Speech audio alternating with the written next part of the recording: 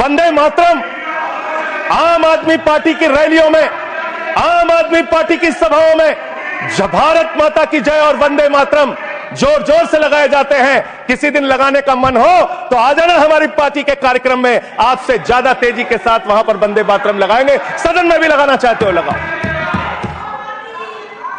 तो आप इन नारों के पीछे, ये नारे देशभक्ति के हैं, ये नारे देश की रक्षा के हैं, ये नारे देश को आजादी दिलाने के लिए हैं, ये नारों के पीछे अपने गुनाहों को छिपाने के लिए नारे नहीं है, मैं कहना चाहता हूं मैंने।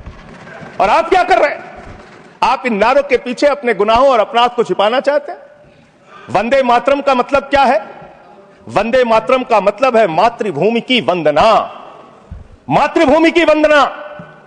हम मातृभूमि की वंदना करते हैं, तो आप कैसे मातृभूमि की वंदना कर रहे हैं? अरे 1 रुपए में तो एक आम नहीं मिलता। आपने 1 रुपए में अडानी को 1050 एकड़ जमीन और 10 लाख आम और लीची के पेड़ दे दिए। ये मातृभूमि की वंदना, ये आपकी मातृभूमि की वंदना है। आप मातृभूमि को बेचकर मातृभूमि की वंदना कर रहे हैं। मातृभूमि की वंदना हिंदुस्तान के एयरपोर्ट को बेच के नहीं हो सकती। मातृभूमि की वंदना रेल को बेचकर नहीं हो सकती, सेल को बेचकर नहीं हो सकती, समुद्री तटों को बेचकर नहीं हो सकती, कोयला और गैस को बेचकर नहीं हो सकती, हिंदुस्तान की जमीनों को बेचकर नहीं हो सकती। तुम लोग मातृभूमि को बेचने वाले लोग हो, तुम मातृभूमि की वंदना करने वाले लोग नहीं हो। मातृभूमि की वंदना, इस मातृभूमि की वंदना में जब यहां पे लीडर ऑफ द अपोजिशन बोल रहे थे, मान्यवर I am not yielding sir, I am not yielding sir, sir I am not yielding sir, I am not yielding sir. जब लीडर ऑफ अपोजिशन बोल रहे थे, ऑथेंटिकेटेड प्लीज देन, जब leader, sir I am not yielding, sir I am not yielding. जब यहां पे leader of opposition बोल रहे थे, नो पॉइंट ऑफ ऑर्डर, खड़गे साहब उनके मुंह से नो पॉइंट ऑफ ऑर्डर, दलित शब्द निकल गया, दलित शब्द निकल गया। पूरी की पूरी भारतीय जनता पार्टी हाउस में खड़े होकर विरोध करने लगी। दलितों से इतना चिढ़ है आपको? क्या दलित भारत माता के बच्चे नहीं? क्या पिछड़े भारत माता के बच्चे नहीं? क्या आदिवासी भारत माता के बच्चे नहीं? अगर दलितों, पिछड़ों, आदिवासियों की बात होगी तो आप विरोध करोगे। आप विरोध करोगे। You are not on the topic. LOH. Just a minute. LOH. Sir 2 बातें हैं। Please. LOH is on its legs. LOH is on its legs. Sir 2 बातें हैं। एक तो हम चाहते हैं कि डिबेट, हेल्दी डिबेट हो, तर्कों के साथ हो। अभी इन्होंने आरोप लगा दिया कि दलितों पर बीजेपी वाले एकदम हल्ला करने लगे। ऑन रिकॉर्ड है, मैंने कहा है दलित के विषय में कि ये हमारे पूज्य हैं, हमारे भाई हैं, ये ऑन रिकॉर्ड है।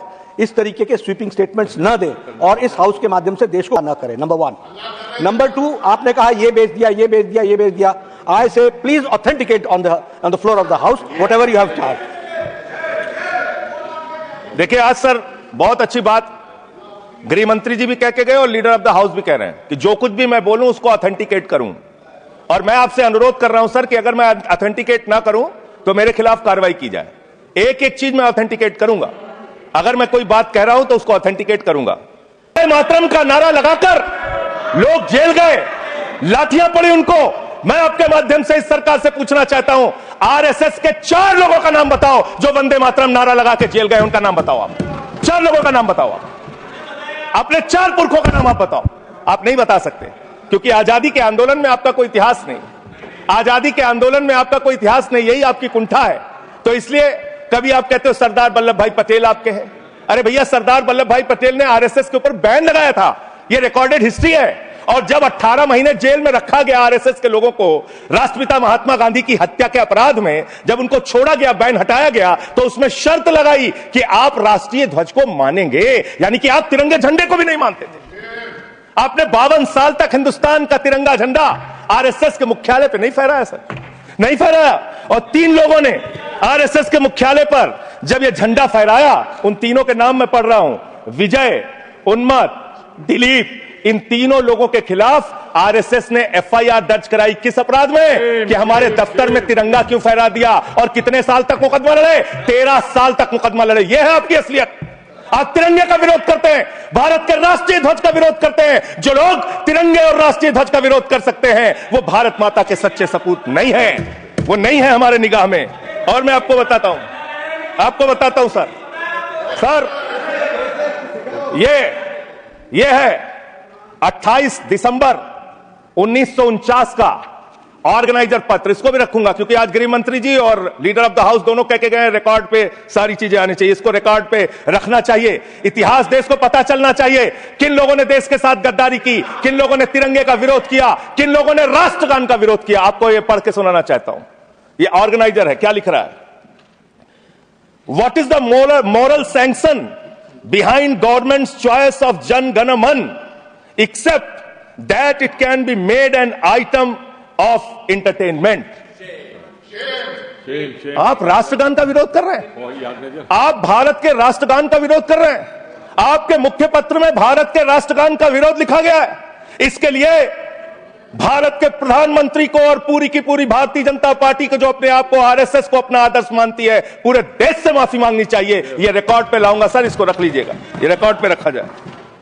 सर मैं आपसे यह कहना चाहता हूं कि आपने तिरंगे का विरोध किया, राष्ट्रगान का विरोध किया, वंदे मातरम आपने लगाया नहीं कभी, कोई आपका व्यक्ति देश की आजादी के आंदोलन में जेल नहीं गया, कभी आपने कोई देश के लिए, हमारे यहां अवधि में कहावत है, नाखून कटाए के शहीद ना बना भैया। तू तो नाखूनों नहीं कटाया भैया, बिना नाखून कटाए शहीद बना चाहता है, बिना नाखून कटाए शहीद, ऐसे काम नहीं चलेगा सर। जिन्ना का भी जिक्र कल दूसरे सदन में हुआ, प्रधानमंत्री जी ने जिक्र किया। जिन्ना के साथ आपके कितने गहरे और मधुर संबंध थे, क्या इस देश के लोगों को पता है? नहीं पता, मैं बताता हूं। श्यामा प्रसाद मुखर्जी जी फजलुल हक की गवर्नमेंट में फाइनेंस मिनिस्टर थे, और फाइनेंस मिनिस्टर रहते हुए उन्होंने अंग्रेज गवर्नर को चिट्ठी लिखी थी। Shyama Prasad followed this and told governor Herbert the administration of the Bengal province should be carried on in such a manner that in spite of the best efforts of the Congress this Quit India Movement will fail. यह चिट्ठी लिखी है आपने भारत छोड़ो आंदोलन के खिलाफ। आपके नेता, जनसंघ के पहले राष्ट्रीय अध्यक्ष और तत्कालीन गवर्नमेंट में जो वित्त मंत्री थे, उन्होंने चिट्ठी लिखी अंग्रेज गवर्नर को और कहा कि भारत छोड़ो आंदोलन, जो हिंदुस्तान के क्रांतिकारियों का आंदोलन था, जो देश की आजादी का आंदोलन था, वो आंदोलन कुचल देना चाहिए, खत्म कर देना चाहिए। यह है रिकॉर्डेड हिस्ट्री आपकी, ये आपको, आपके बारे में पूरे देश को पता रहना चाहिए। अब जिन्ना, हाँ इसको भी सभा के पटल पर रखूंगा। जिन्ना और आपके रिश्ते क्या थे, कितने मधुर रिश्ते थे। एक राज्य में सरकार नहीं बनाई मान्यवर इन्होंने, नॉर्थ वेस्ट फ्रंटियर, सिंध प्रांत, और फजलुल हक की गवर्नमेंट। फजलुल हक वो शख्स है जो पाकिस्तान बनने के बाद वहां की सरकार का गृह मंत्री बना। आपके रिश्ते उन लोगों के साथ थे, यह देश को पता होना चाहिए। इसलिए आप किसी को भी देशभक्ति का प्रमाण पत्र बांटने का काम मत कीजिए। आप वंदे मातरम लगाने का काम कर रहे हैं और देश की सुरक्षा के साथ खिलवाड़ कर रहे हैं। आप भारत की सेना को 4 साल के अग्निवीर पे लेके आ गए, जो हिंदुस्तान की सीमा की सुरक्षा करने वाले हैं, जो वंदे मातरम का नारा लगाते हैं हमारे जवान, हमारे सैनिक, जो -50 डिग्री टेम्परेचर में सियाचिन में और +50 डिग्री टेम्परेचर में जैसलमेर में भारत की सीमाओं की रक्षा करते हैं, इस मातृभूमि की रक्षा करते हैं। उनके पीठ में छुरा मारने का काम आपने किया, उनकी नौकरी 4 साल की कर दी अग्निवीर की।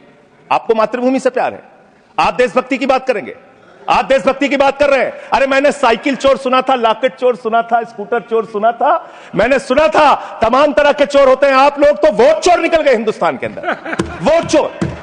3 करोड़ वोट उत्तर प्रदेश में 3 करोड़ वोट की चोरी करने जा रहे हैं। कल की मीटिंग में पता चला 17.5% वोट उत्तर प्रदेश में काटे जाएंगे। आप ये कर रहे हैं, ऐसे लोकतंत्र को मजबूत करेंगे, ऐसे आप मातृभूमि की सेवा करेंगे, ऐसे आप मातृभूमि की वंदना करेंगे। मान्यवर, मैं आप लोगों से सिर्फ इतना कहना चाहता हूं मान्यवर आपके माध्यम से, कि हमने फिल्मों में सीन देखी है, डाकू लोग आते हैं, जय भवानी जय भवानी जय भवानी कह के, और वो गांव का गांव लूट के चले जाते हैं। जय भवानी कह के गांव का गांव लूट के चले जाते हैं।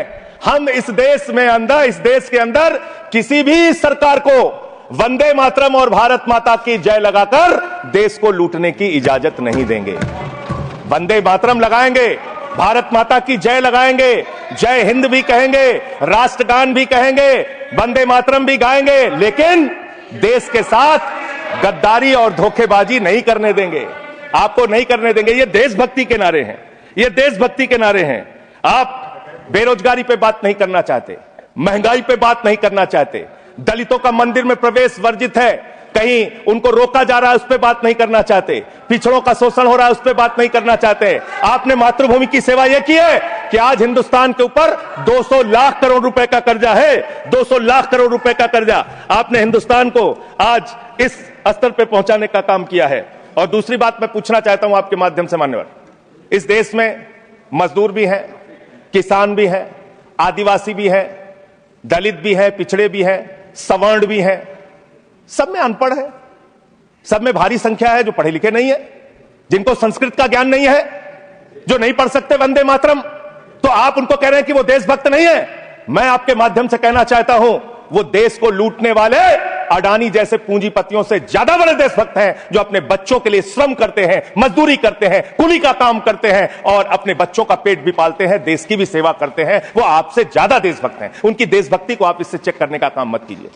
अभी एसआईआर की प्रक्रिया के तहत उत्तर प्रदेश के मुख्यमंत्री ने कहा कि डिटेंशन सेंटर बनाए जाएंगे।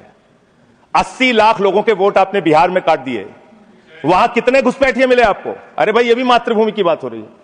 आप लोग चाहते हैं बांग्लादेशी यहां पे आ जाएं, मातृभूमि को सुरक्षा को खतरा हो जाए? आपको तो चिंता वही है ना, वही तो बात कर रहा हूं। कितने बांग्लादेशी घुसपैठिया मिले? कितने बांग्लादेशी घुसपैठिया मिले? कितने बांग्लादेशी घुसपैठिया मिले? मात्र 315, जिसमें नेपाल के बाकी लोग सिर्फ 78 मुसलमान मिले। वहां 80 लाख लोगों के आपने वोट काट दिए। अब आप कह रहे हैं उनको डिटेंशन सेंटर में रखेंगे, उनको डिटेंशन सेंटर में आप रखेंगे जो हिंदू हैं, जिनके जो पूर्व आईएएस हैं। आप इस देश का सिर्फ माहौल बिगाड़ना चाहते हैं। आप इस देश को सिर्फ नकली नारों के पीछे सिर्फ आप अपने आप को छिपाना चाहते हैं।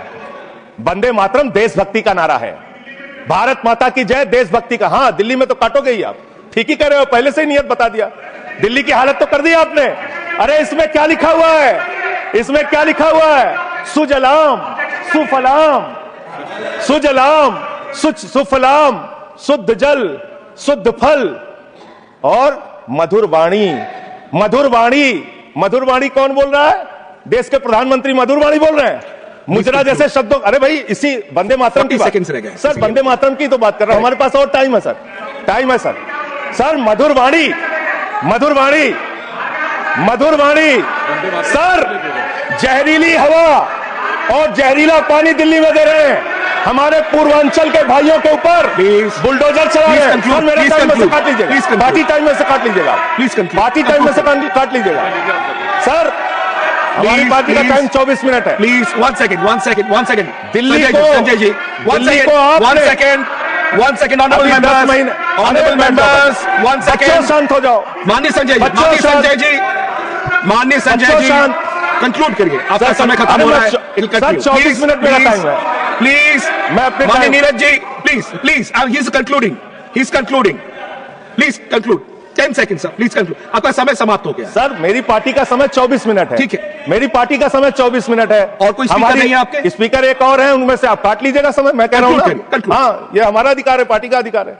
तो मान्यवर, 10 महीने में आपने दिल्ली की वो हालत कर दी, जहरीली हवा यहां पर आने लगी।